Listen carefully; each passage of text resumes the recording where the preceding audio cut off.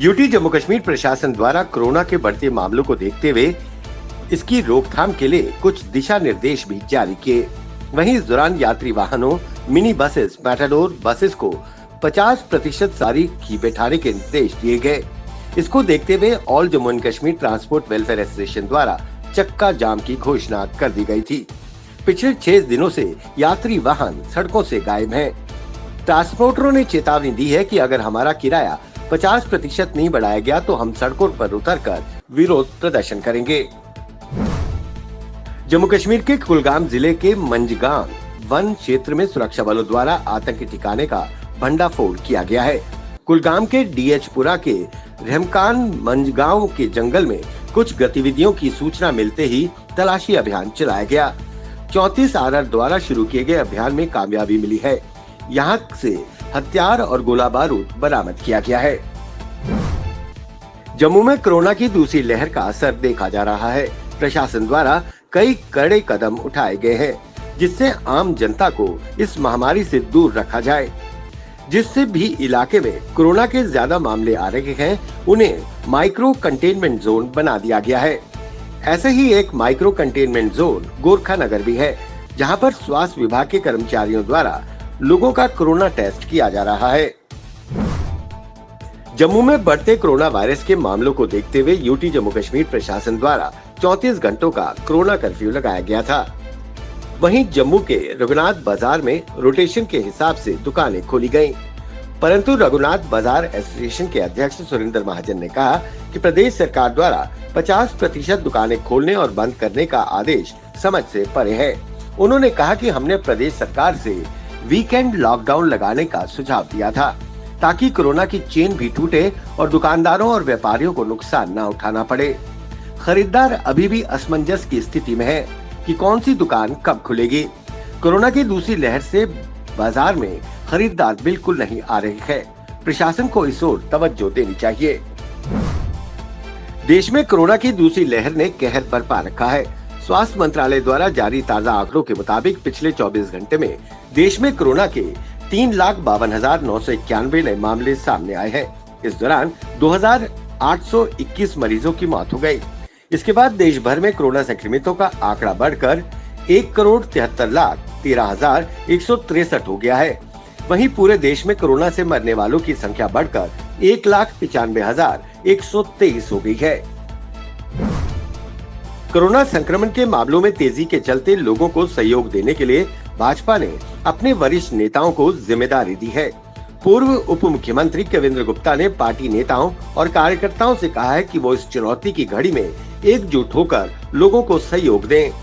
ऐसे समय में सांसद से लेकर ग्रामीण प्रतिनिधियों से ये उम्मीद की जा रही है कि वो लोगों की सहायता करने के लिए मैदान में उतरे।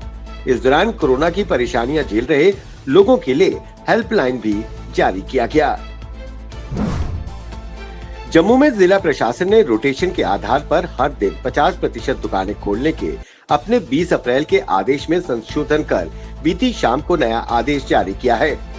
ताज़ा आदेश के अनुसार अब जिले के गली मोहल्ले में जो इक्का दुक्का दुकानें हैं वो रोज खुलेंगी। इसके लिए हालांकि संबंधित तहसीलदार दुकानों को चिन्हित करेंगे।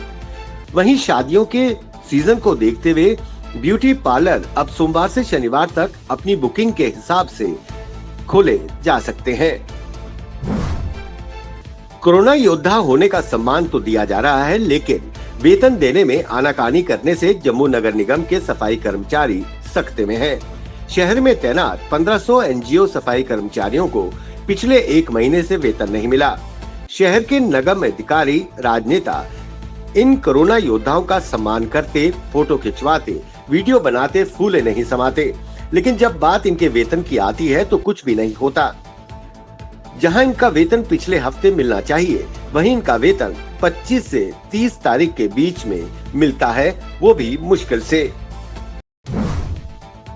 दिल्ली के मुख्यमंत्री अरविंद केजरीवाल ने बड़ा ऐलान किया है। उन्होंने बताया कि दिल्ली सरकार ने निर्णय लिया है कि 18 से अधिक उम्र के सभी लोगों को मुफ्त में वैक्सीन लगाई जाएगी। उन्होंने कहा कि हमने दिल्ली में 1,34,00,000 वैक्सीन को खरीदने की मंजूरी दी है। भारत में कोरोना वायरस के कारण मची तबाही को देखते हुए हर तरफ से मदद के हाथ आगे आने लगे हैं।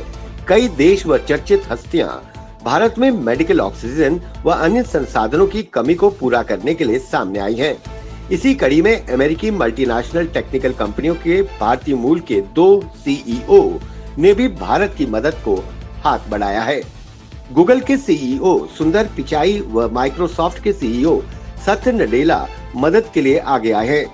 देश में कोरोना के कारण उत्पन्न हुए संकट को लेकर सुंदर पिचाई ने चिंता जाहिर की है और मदद के लिए 135 करोड़ रुपए के फंड का ऐलान किया है।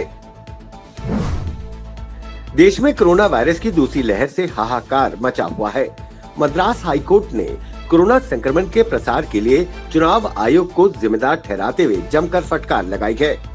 मद्रास हाईकोर्ट के चीफ जस्टिस एस बनर्जी ने सुनवाई के दौरान कहा कि चुनाव आयोग ही कोरोना की दूसरी लहर के लिए जिम्मेदार है। हाईकोर्ट ने कहा कि चुनाव आयोग के अधिकारियों पर हत्या का मुकदमा चलाना चाहिए। ये जानते हुए कि कोरोना संक्रमण अभी है, बावजूद इसके चुनावी रैलियों पर रोक नहीं लगाई। देश में बढ़ते कोरोना वायरस के संक्रमित मामलों और होने वाली मौतों के बीच पूर्व प्रधानमंत्री एच.डी. देवेगौड़ा ने संक्रमण पर लगाम लगाने के लिए प्रधानमंत्री नरेंद्र मोदी को कुछ सुझाव दिए हैं। पूर्व प्रधानमंत्री एच.डी. देवेगौड़ा ने पत्र में लिखा कि अगर केंद्र सरकार सभी नागरिकों को वैक्सीन की मुफ्त डोज दिलवाएगी तो ये अच्छा मानवीय संकेत होगा।